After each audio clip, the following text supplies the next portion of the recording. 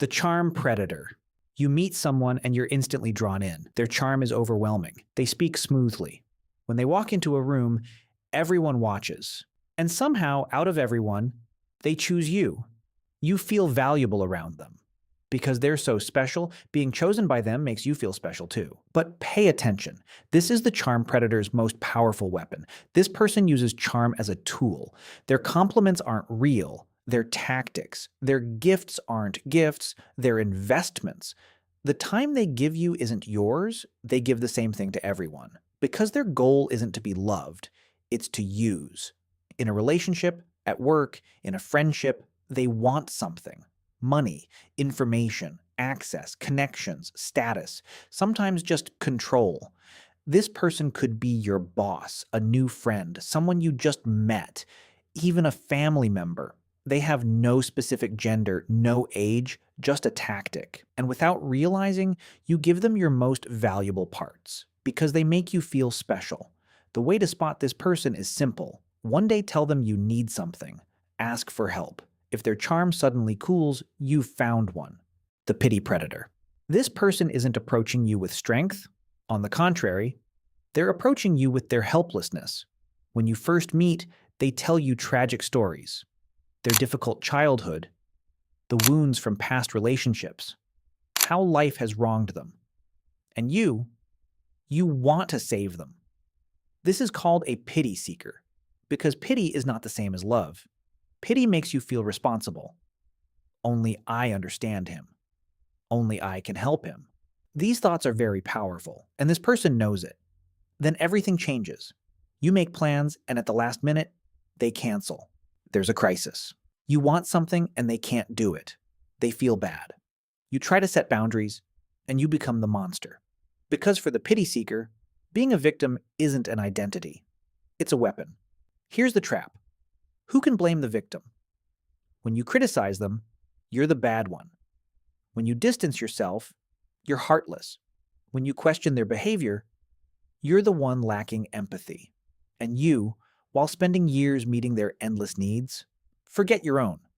The way to recognize this person, try to help them help themselves. Offer solutions. The pity seeker doesn't want to get better, because if they do, they lose their weapon. The love bomber. You meet someone new. And suddenly, everything moves too fast. They text you constantly. You're the love of my life. I've never felt this way about anyone. They say, I love you in 3 days. They're planning a future with you in a week, and you're enchanted. Because who doesn't want to be loved like this? This is called love bombing, an overwhelming flood of affection. But it's not love. It's a tactic, because healthy connections build slowly. Trust is earned. You get to know each other. A love bomber wants to skip this process, because once you really know them, you'd leave. So they bomb you to attach you fast. Gifts. Constant compliments. Their full attention. There are only the two of you in the world. This floods your brain with dopamine. It becomes addictive. Then one day, suddenly the message is slow. The love cools. You panic. Did I do something wrong? And now you'll do anything to make them love you again. Because you tasted that heaven once, and you don't want to lose it. This doesn't only happen in relationships. It happens at work. A new boss puts you on a pedestal. Then control starts. In friendships, someone attaches to you instantly, then comes the expectations. The authority predator. This person approaches you with authority. Your boss, your coach, your mentor, your doctor, your religious leader, your professor. They have a position in your life, and that position should give you safety. But this person uses that trust as a weapon. At first they seem ordinary, good at their job, a charismatic expert. They show special interest in you. I see your potential. You feel honored, because someone you respect chose you. Slowly the lines blur. Messages outside work hours. I only trust you. Different treatment than other employees, students, patients. This is called grooming. And it happens to adults too, because the authority predator knows there's a knowledge gap or a power gap between you. You can't question what they say. They're the expert. You're not. You can't leave them, They hold your salary, your future, your health. Even if something bothers you, who would believe you? They're respected. You're just an employee, a student, a patient. That's the trap. The authority predator's weapon isn't their personality. It's their position, and that's why most victims stay silent for years. The intellectual predator. This person approaches you with intelligence. In every conversation, they reference a book. They start sentences with actually. You say something, they correct you. You share an idea. They inform you. At first, you're impressed because they seem so smart.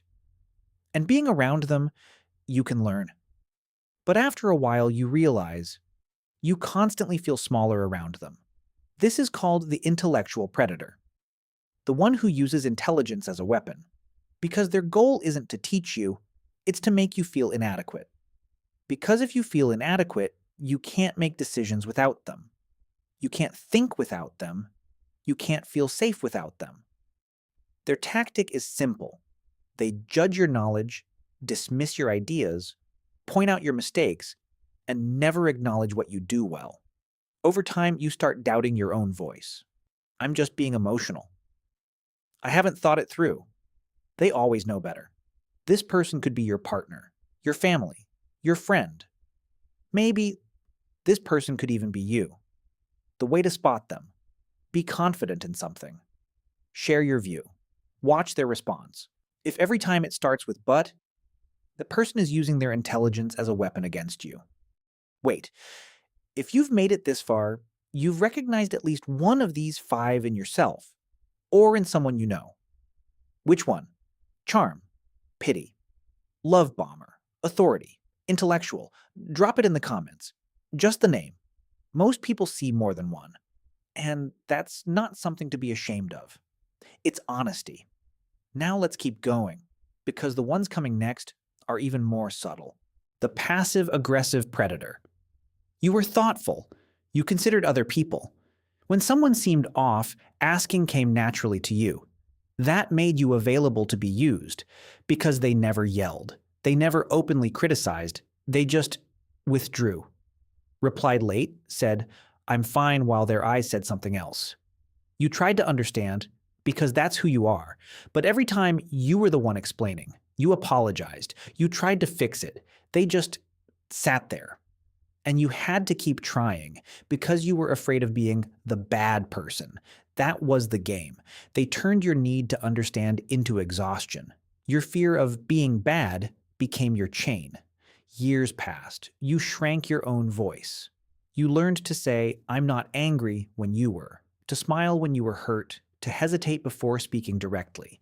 Because this person taught you something, speaking directly is dangerous. This person is called the passive-aggressive predator. And the most insidious part, they hurt you without leaving any proof. The only proof is what changed in you. The slow burn predator. At first, nothing felt wrong. They were sweet, thoughtful. Maybe they asked a few too many questions, but that was interest, not a problem. Maybe they wanted to spend a lot of time with you, but that was love, not a problem. The boundaries disappeared slowly. Each time, a small thing. Too small to notice. That friend of yours isn't a good influence. Don't wear that. It's not really you. Do you really need to talk to your mom that much? Each one alone seems meaningless. But years later, when you look back, you don't see the people you used to see. You've quit the work you loved. You can't remember the person you used to be. This is called the slow burn predator. They don't start a fire. They raise the temperature degree by degree. And you don't notice when the water starts to boil, because each small thing alone seems silly. They were just jealous. They just cared. It was just a shirt.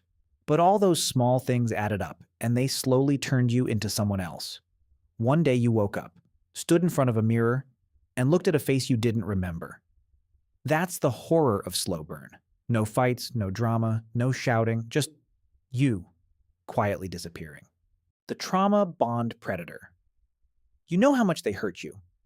Your friends know. Your mind knows. Some nights, when your head hits the pillow, your body knows. But you can't leave, because they're not just bad. There are good moments too. Sometimes, incredible ones. When they look at you, You feel like the most special person in the world. A week later, the loneliest. Pain, then relief. Fear, then tenderness. Distance, then closeness. Somewhere inside this cycle, you stopped recognizing love. This is called trauma bonding. Your brain got confused. Because as a child, love was like this. They loved you when you earned it, punished you when you didn't. You had to deserve to be treated well. They loved you the same way. And you, that familiar feeling, you mistook it for love. Now healthy people feel boring to you. Because there's no fire, no fight, no withdrawal. They're just there, consistent, safe. And you don't know how to love that. That's why you can't leave the person who hurts you. They're not just a person, they're the one keeping the oldest wound in your brain alive. The bond isn't weakness, it's survival glue. As a child, this glue kept you attached to life. Now it's attaching you to the wrong person. The way to break this glue isn't realizing you don't deserve them. It's realizing you don't want them. The mirror predator. When you first met, they spoke as if they'd always known you.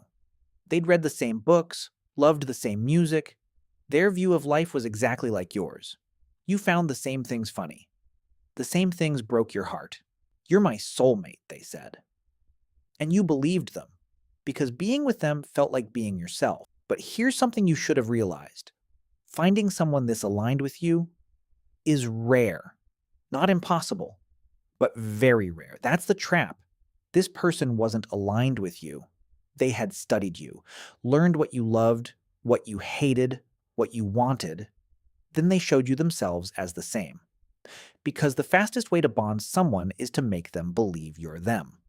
You love yourself, so you love what's like you.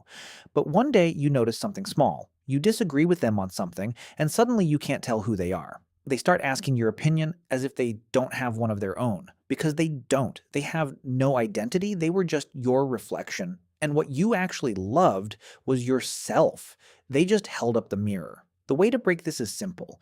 Be different, love something they hate, defend an opinion they oppose. If they suddenly disappear, you've found one. The guilt predator. When you walk up to them, you always feel like you've done something wrong. They speak coldly, give you a tired look. It's nothing, never mind. But that never mind doesn't mean nothing. You start scanning your memory, trying to figure out what you did. Eventually, they remind you. Something you didn't do last week. A call, a visit, a message. You say, you're right. You say sorry. This is called the guilt predator, because this person doesn't ask you directly. They don't yell. They don't argue. They just make you feel guilty. Because they don't tell you what they want, you have to figure it out yourself. You didn't call. You're guilty. You called.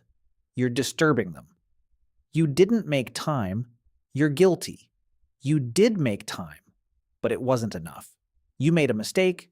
You're guilty. You did it right, but something is still missing. You were placed inside an equation where you're always inadequate. And the equation never solves, because it's not meant to. If your family raised you this way as a child, this feels familiar to you. Love was conditional. You worked constantly to earn approval.